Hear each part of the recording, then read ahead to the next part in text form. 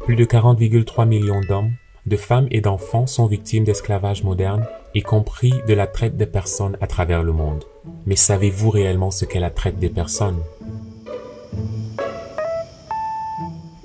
Les habitants de cette petite ville n'ont pas cessé de rêver. Mais tous ne verront pas leurs rêves devenir réalité. Trafiquants profitent des rêves des personnes et les appâtent pour leurs propres avantages. Comment le font-ils? La traite ne survient pas d'un seul coup, mais c'est un processus.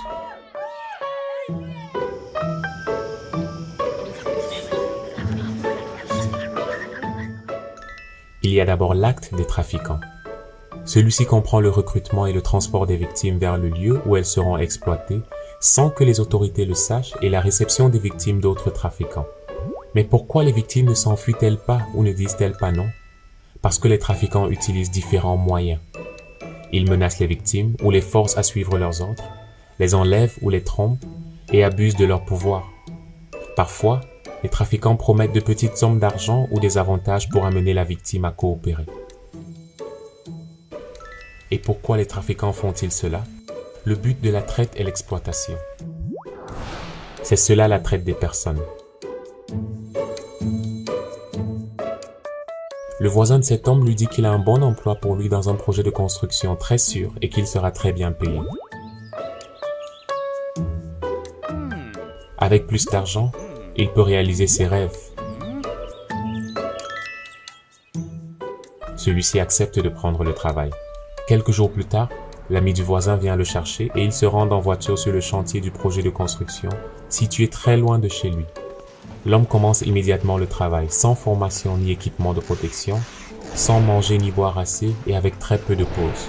Après plusieurs mois, il ne reçoit qu'une petite partie de ce qui lui avait été promis. Il sait qu'il a été trompé, mais n'a pas assez d'argent pour rentrer chez lui. Cet homme est une victime de la traite des personnes.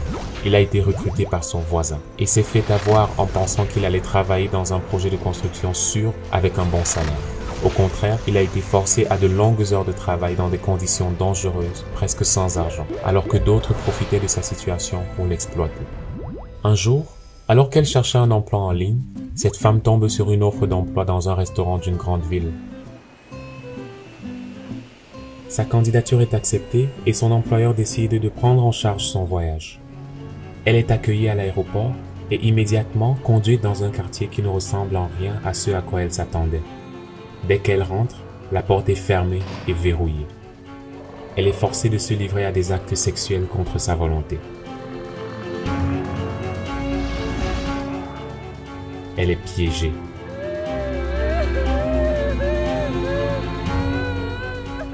Cette femme est victime de la traite des personnes. Un trafiquant s'est chargé de son voyage de l'aéroport à son lieu de travail. À son arrivée, elle s'est rendue compte que c'était différent d'un emploi de restaurant auquel elle s'attendait. Les trafiquants ont eu recours à la force pour la retenir. Elle a ensuite été forcée à devenir travailleuse du sexe. Ce garçon de 14 ans, en vacances scolaires, est abordé dans la rue par une femme qui semble digne de confiance. Elle lui dit qu'elle a besoin d'ouvriers dans son usine et lui promet beaucoup d'argent. Il l'amène rencontrer ses parents. Ils sont si heureux pour lui. Il va maintenant pouvoir économiser de l'argent pour ses études. La femme le conduit dans une ville voisine. À l'arrivée, il s'arrête dans un vieux bâtiment. Là, quelqu'un l'attend. Lorsqu'il est conduit à l'intérieur, la gentille dame s'en va avec sa voiture. L'usine n'est pas du tout comme elle l'avait décrite. Il y a beaucoup de gens qui y travaillent, dont plusieurs enfants. Il travaille toute la journée et ne dort que quelques heures. Il est triste. Ce n'est pas ce à quoi il s'attendait. Sa famille lui manque. Après des semaines, il n'a toujours pas reçu de salaire et n'a pas été autorisé à contacter ses parents. Il est piégé. Ce garçon est victime de la traite des personnes. Il a été piégé par une femme qui l'a recruté dans la rue. Il a ensuite été accueilli par un trafiquant à son arrivée à l'usine et forcé à coudre des vêtements. Pour tout cas de personnes âgées de moins de 18 ans, seul l'acte et le but suffisent pour qu'il soit qualifié de traite des personnes. Comprendre que la traite des personnes ne survient pas d'un seul coup, mais qu'elle est plutôt un processus d'actes, de moyens et de buts nous aide à mieux identifier les victimes et les tendances de la traite.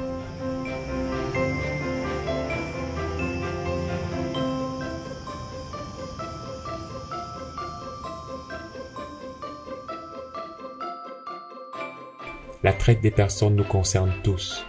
Serez-vous en mesure de le reconnaître? Pour plus d'informations, rendez-vous sur iomx.iom.int.